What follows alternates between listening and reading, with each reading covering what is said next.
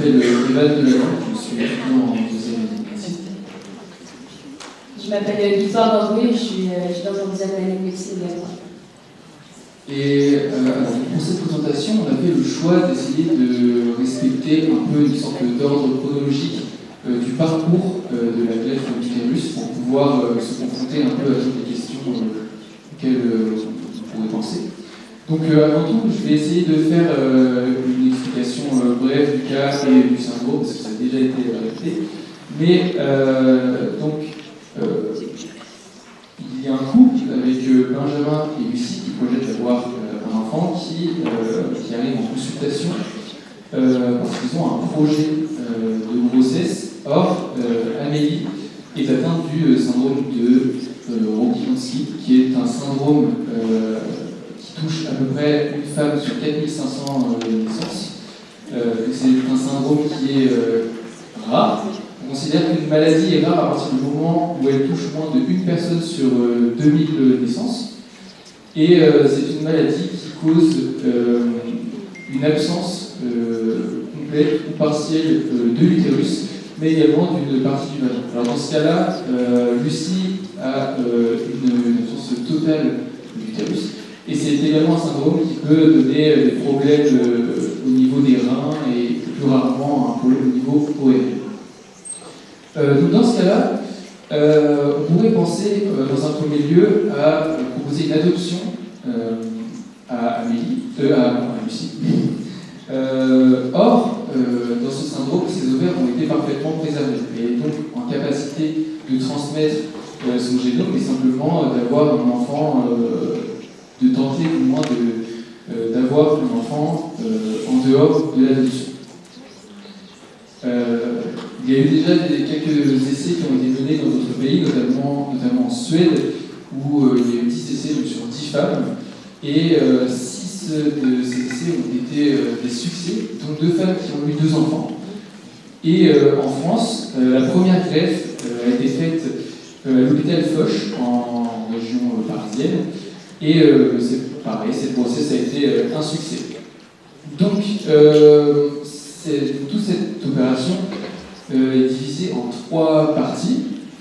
Donc, en premier, on a le prélèvement de l'utérus sur une donneuse, plus environ 2 cm du vagin de cette personne. Puis on va transplanter, finalement, on va greffer cet utérus à une receveuse et on va aussi ligaturer les trompes de la receveuse. On reviendra sur cet élément plus tard. Et enfin, au terme de la grossesse, on va faire une césarienne pour pouvoir faire naître l'enfant. Et au cours de cette césarienne, on peut retirer directement l'utérus, ou alors on peut le laisser pour espérer avoir une deuxième grossesse. Et donc là, on peut introduire une notion assez intéressante qui est la greffe éphémère. En effet, jusque-là, toutes les greffes étaient des greffes permanentes, comme par exemple les poumons ou les reins. Or là, c'est une greffe qui a une durée de vie d'environ 5 ans. Alors pourquoi 5 ans? C'est simplement pour éviter les effets des immunosuppresseurs à vie. Et donc, on peut se poser une question par rapport au don d'organes. Est-ce que, étant donné qu'on est tous éligibles, qu'on est tous donneurs d'organes, est-ce qu'il faudrait mettre en place des procédures spéciales par rapport au don d'utérus, étant donné que ce n'est pas un organe qui va sauver en soi? Il y a certainement des personnes qui sont contre et qui aimeraient juste donner leurs organes pour sauver des vies, ce qui n'est pas le cas. Mais après, si on prend la définition de la santé selon l'OMS, qui dit que la santé est un état de complet bien-être physique, psychologique, social, et ne consiste pas seulement en une absence de maladie ou d'infirmité. Si on utilise cette définition de l'OMS, alors cette greffe d'utérus est légitime. Et d'ailleurs, l'HAS, donc l'Haute Autorité de Santé, est en accord avec cette greffe et la considère comme totalement légitime pour la santé des femmes qui en sont atteintes. Donc maintenant, on va voir le protocole de cette greffe utérine. Donc la première étape, ça va être l'éligibilité des différents protagonistes de cette greffe. Donc premièrement, l'éligibilité du couple. Donc il faut que ce soit un couple hétérosexuel qui soit stable et qui soit assez jeune. Enfin, la mère, il faut qu'elle ait moins de 37 ans et il faut qu'elle soit majeure. Concernant donc, la receveuse, donc un membre de ce couple, il faut qu'elle n'ait pas eu d'enfant, il faut qu'elle n'ait pas d'utérus, donc ça peut arriver pour diverses raisons.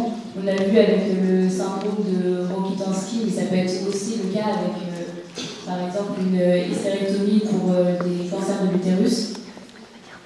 Et il faut qu'elle ait une bonne réserve ovarienne et le moins de comorbidité possible.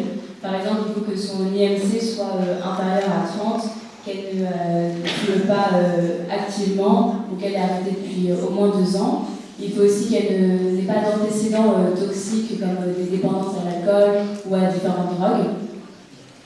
Donc là, nous avons vu le couple, nous avons vu la receveuse. Maintenant, nous pouvons voir pour la donneuse, il faut qu'elle ait entre 40 à 65 ans. Donc rien que ce critère-là, éliminer directement la sœur de Lucie, qui n'avait pas plus de 40 ans. Il faut aussi que la donneuse ait eu un enfant. Il faut qu'elle ait renoncé au projet de maternité, qu'elle soit compatible et qu'elle ait des vaisseaux qui soient corrects. Donc ça peut être vérifié via des angioscanners ou des IRM. Il faut aussi vérifier que son endomètre soit sain, donc par exemple à travers des biopsies. Et on peut se demander justement pourquoi la sœur ne rentre pas dans ces critères d'éligibilité uniquement à cause de son âge, parce qu'elle a 18 ans, elle est en capacité, dans le document en tout cas on ne nous indique pas de problème de perception par rapport à un consentement éclairé. Donc est-ce que ça serait plutôt une idée sociale qui pourrait potentiellement changer la vie et que sur la vie de citoyenne à 18 ans n'est pas assez construit, sa volonté de donner du utérus est peut-être encore un petit peu immature. La mère, quant à elle, est-ce que cette décision est elle aussi réellement éclairée parce que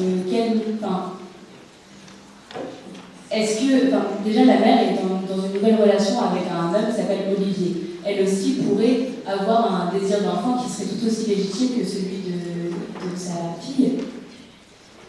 Mais face à la demande de sa fille, elle qui a déjà connu la maternité, peut-être qu'elle peut se sentir un peu... ça peut être difficile de refuser ce cadeau à sa fille parce que je pense que ça doit être une douleur importante et c'est difficile pour une mère de refuser de faire un cadeau tel que celui-ci. On peut aussi, donc face à, on a vu pour le coup, pour la receveuse et pour la donneuse, l'étape ensuite suivante à l'éligibilité, c'est la PMA, donc la procréation médicalement assistée. Donc la PMA, elle est réalisée en cas de pathologie grave ou de problème pour mettre en place une grossesse.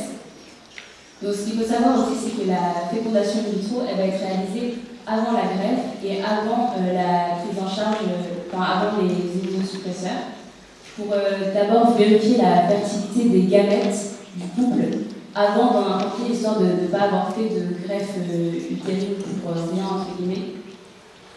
Et avant les immunosuppresseurs, donc pour pouvoir ne pas affecter les potentiels embryons. Donc suite à cette fille, il faut obtenir environ 10 embryons. Et là, on peut encore se poser d'autres questions. Si jamais la greffe échoue, que fait-on des embryons qui sont disponibles et même dans une cas d'une greffe qui soit réussie, peut-être que les 10 embryons ne vont pas être utilisés. Que peut-on faire des embryons surnuméraires? On sait que différentes possibilités s'offrent au couple. Et notamment, ils peuvent être aussi conservés pour une seconde grossesse si c'est le désir des parents. On a vu aussi grâce aux autres groupes qui sont passés avant qu'il y a des donneuses encore encéphaliques. Donc ça pourrait être aussi une solution.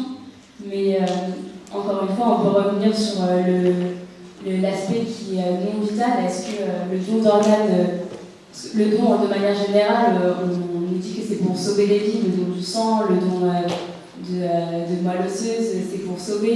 Et dans ce cas-là, ce n'est pas un don qui sauve, c'est un don qui aide. Et donc ça pourrait faire partie, peut-être que l'utérus pourrait être un organe un peu spécifique et pourrait faire partie de don de manière plus sélective. Donc, et oui, le dernier point que j'ai oublié, c'est qu'il faut que la mère, dans les critères d'éligibilité pour la donneuse, il faut qu'il soit apparenté. Donc là, on a vu les critères d'éligibilité, on a vu la PMA, et maintenant, on va pouvoir voir comment se déroule l'opération. Donc, comme l'a dit Eval, il y a 3 opérations. La première, c'est une grosse opération qui est assez complexe. Elle dure plus de 10 heures. Donc, c'est une opération complexe, notamment par rapport à la vascularisation, parce que l'utérus, c'est un organe qui est très vascularisé, qui va continuer de se vasculariser au cours de la grossesse.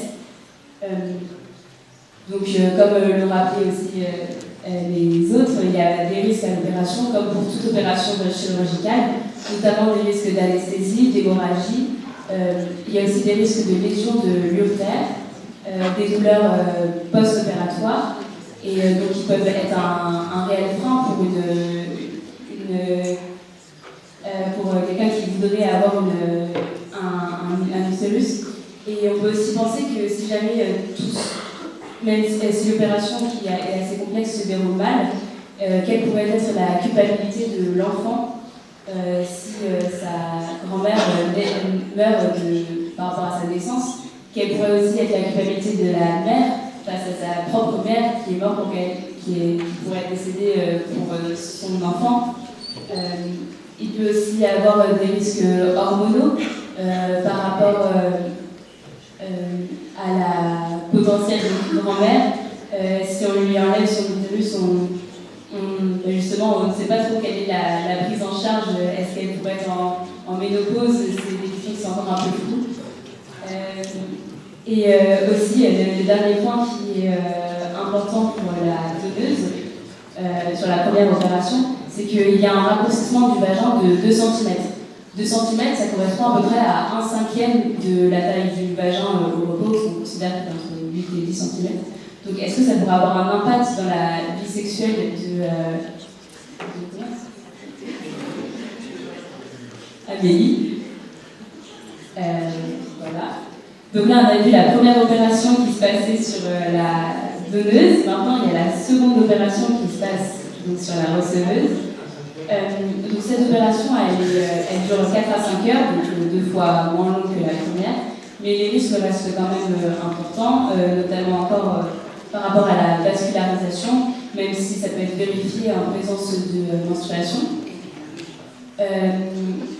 Il y a aussi encore des risques d'anesthésie, d'opération, d'hémorragie.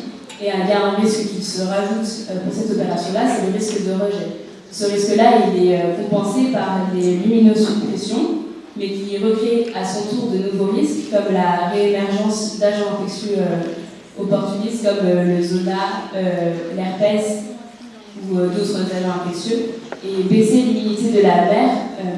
En fait, les immunosuppresseurs, ils passent la barrière placentaire. Donc baisser l'immunité de la mère, c'est aussi baisser l'immunité du fœtus. Et donc, ça peut aussi impacter le fœtus. Ce qu'il faut savoir aussi pour cette seconde opération, c'est qu'il va avoir une ligature des trompes. Alors, cette ligature des trompes, elle est faite pour que...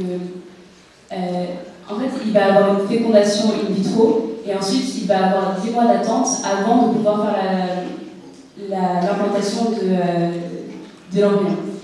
Et donc, s'il y a une grossesse pendant ces 10 mois, on attend que le greffon prenne bien, ça pourrait porter préjudice justement à la viabilité du greffon. Donc, il va avoir une ligature des trompes, et ça peut aussi être pour des raisons cicatricielles. Voilà.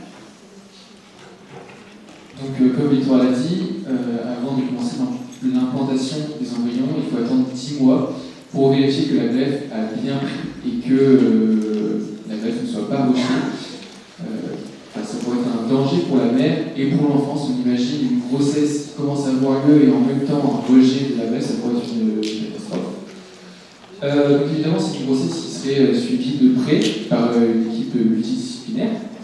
Et la naissance de l'enfant se ferait par césarienne, avec un potentiel retrait de l'utérus si le désir de grossesse de la mère est terminé après ce premier enfant, ou alors on peut laisser l'utérus pour tenter de mettre au monde un second enfant.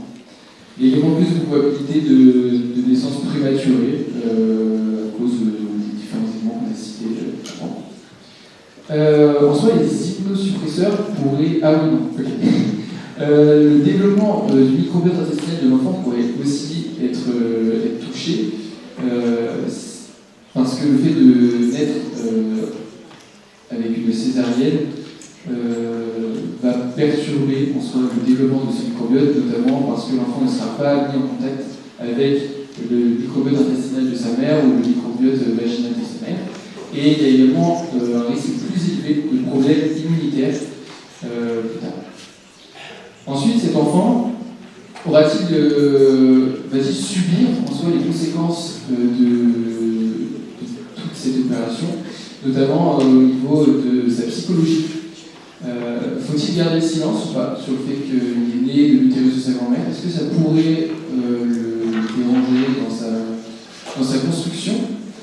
Et même, comme on l'a déjà cité avant, imaginons que la donneuse décède pendant l'opération, ça pourrait être quelque chose de très lourd à porter pour cet enfant. Ensuite, concernant les conditions d'éligibilité, on peut également tenter d'élargir le sujet, étant donné que nous sommes capables, grâce aux avancées de la science, de transplanter un utérus. On pourrait imaginer transplanter un utérus sur un homme, parce que l'utérus est l'organe de la gestation qui permet d'avoir un enfant, d'être enceinte, comme on dit. Mais en soi, c'est une opération qui serait super difficile parce que anatomiquement, un homme n'est pas fait pour avoir un utérus. C'est pas la même vascularisation, il y a des problèmes d'hormones également, car l'homme sécrète beaucoup de testostérone, et il y a beaucoup d'autres problèmes qui pourraient se rajouter. On peut aussi se demander le coût pour la société. Est-ce qu'il faudrait rembourser par la sécurité sociale la greffe d'utérus, comme c'est le cas pour la PMA par exemple? Parce que dans ce cas-ci, la santé de Lucie, elle n'est pas en danger, donc est-ce que c'est à la société de financer ses soins? Et on peut penser que la société, c'est les Français qui sont issus de différentes cultures, de différentes idéologies. Est-ce qu'ils seraient prêts tous à participer financièrement à travers leurs impôts pour rembourser la greffe d'utérus de Lucie qui était en bonne santé? On peut également se poser une question concernant le changement d'avis de la femme, c'est-à-dire que s'il y a un problème dans le couple, si l'homme décide par exemple qu'il n'est plus en accord avec la décision de cette grossesse, ou s'il y a un problème dans le couple, si le couple se sépare et que l'enfant n'est plus désiré, ou si juste la mère décide de se retirer, quelles seraient les démarches à faire? Est-ce qu'il faudrait donner des devoirs à la femme ou pas? C'est une question qu'on peut se poser, parce qu'un suivi aussi lourd et des procédures aussi lourdes ce serait compliqué d'interrompre toute cette procédure, même si évidemment le consentement de la femme serait toujours demandé. Et ce qu'il ne faut pas oublier aussi, c'est qu'au cours de toutes les étapes qu'on a vues ensemble, la femme peut dire, et le couple peut dire stop à chaque étape. Il n'y a pas d'obligation par exemple après la greffe utérine, d'implanter les embryons. Elle peut arrêter à n'importe quel moment de la recherche.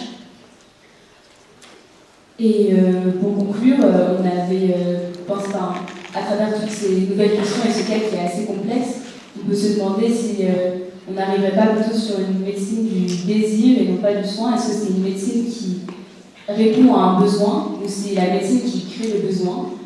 Parce que Lucie, quand elle est arrivée, elle avait déjà en tête ce besoin-là, parce qu'elle a vu les études en Suède, et elle a créé ce besoin avec ce qu'elle a vu de la technique de la médecine.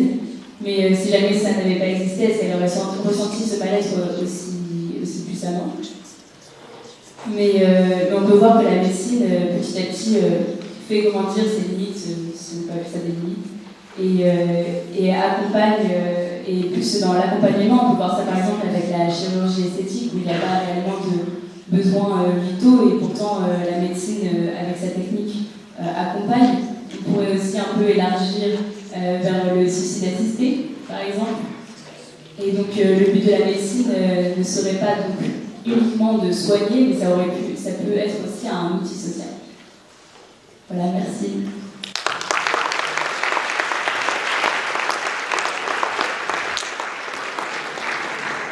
Comme tout à l'heure, ça va prendre un peu de micro pour quelques compléments d'infos. Juste sur votre question du retrait consentement toujours possible dans un programme de recherche, je dis aussi que c'est pas dans le soin, en préparation, il faut toujours utiliser un soin, et que dans la recherche, c'est directement la culture générale issue du code de Nuremberg, le grand principe d'éthique de la recherche, c'est qu'une personne n'a pas un consentement qui la lie à vie. Je vous rappelle qu'il n'existe que très peu de consentement en droit, là, à nous dire aussi qu'il nous lie à vie, puisque tout consentement est équitable.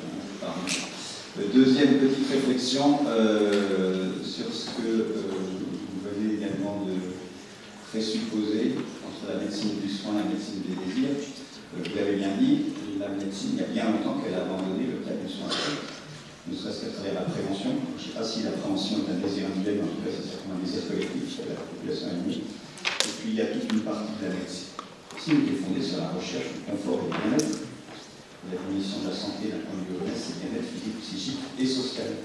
Donc il y a bien longtemps que la médecine est effectivement une pratique sociale. Ce n'est pas la première fois. Je pense que c'est bien que c'est une pratique sociale. On n'est pas seulement bien dans sa peau parce qu'on n'est pas malade, on est bien dans sa peau parce qu'on est heureux. Voilà. Vincent. Une question technique sur la ménopause. Ouais, de la donneuse potentielle, on laisse ouvert de la donneuse. La vascularisation vient par les ovarien. Et par la passation ovarienne et bilatérale, elle est issue de la montée apicale et on remonte des vaisseaux internes. Donc on n'en plus que sa vascularisation utérine, donc l'ovaire survit, et donc il permet de poser. Même si on ampute un peu sa vascularisation, ce qui peut quand même poser des questions sur la fonction en vue. Pour un stage. Alors, non. Alors, quelle est la question? C'est juste une question plus personnelle, mais je me demande si le fait de. Je sais que l'utérus est un organe qui produit des hormones humaines, comme par exemple le stradiol. Non. Ah, dommage. Vous avez dit non seulement il faut un stage, il faut un cours. Non, l'utérus, c'est pas une glande. C'est pas une glande. C'est l'ovaire d'une glande qui sécrète ce qu'on appelle progestérone et le testostérone également. Et la création hormonale de l'utérus, c'est pas possible. Donc, les effets de l'œstrogène ne sont pas qu'à destination de l'utérus, c'est des os, des vaisseaux, donc la ménopause, c'est une chute des hormones, et la ménopause précoce, avant 45 ans, ça a des conséquences physiopathologiques importantes pour les femmes à long terme, qui sont l'ostéoporose et les menstrues vasculaires, les choses qui décès, si on a une ménopause avant 45 ans, c'est une décès à 65 ans. J'avais quelques remarques sur la procréatique. J'avais juste anticipé votre projet sur de positionner la transplantation utérine à la fois sur le prisme. Il y a des connaissances ou des évolutions, des idées sur le monde de la greffe d'organes solides, mais aussi de la science médicale de la procréation et de la procréatique. Toutes les questions soulevées sur l'embryon bien décrites, elles ne sont pas liées à la transplantation utérine. Elles sont déjà créées par le fait qu'on puisse faire de la science médicale de la procréation. Et quand le patient d'un couple rentre dans un programme de fécondation in vitro, on crée des embryons surnuméraires. Et nous avons des stocks, c'est pas un terme, d'embryons surnuméraires dans toutes les cuves des laboratoires des unités reproductives. Et ça, c'est déjà légiféré ou encadré. Et tous les 5 ans, on demande un peu de savoir ce qu'on fait leurs embryons, s'ils en ont plus besoin, s'ils les gardent pour eux, s'ils les donnent. Ça peut être, on les donne à d'autres couples, on est revenu, mais on a l'accueil d'embryon. Ou même des fois, c'est lié à des fins de recherche. Donc voilà, c'est pas créé par la transplantation utérine. Ce problème-là est lié à la transplantation utérine parce qu'on crée des embryons. Mais on va dire le débat est situé dans le cadre de la procréatique de manière générale.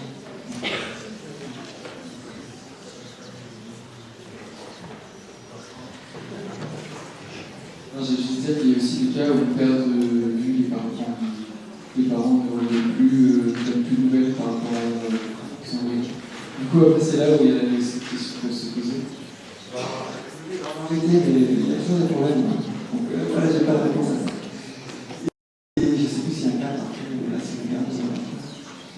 il y avait d'autres choses aussi, je veux dire, c'est les perspectives sociétales et apprécier que c'est un acte socialiste. Vous savez, moi je suis économiste.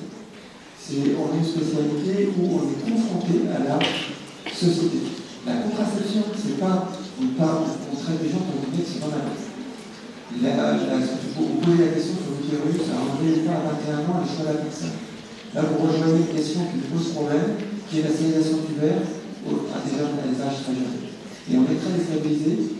Toute notre société savante sur la reproductive, elle a chaque fois déstabilisé quand on est confronté à une question qui est vraiment sociétale.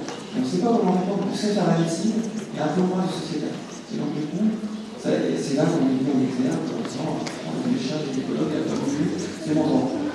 Certes, je ne sais pas si ça me façon de répondre comme ça dans les intellectuels. Et la demande lâche aussi parfois d'autres traumatismes de la guerre,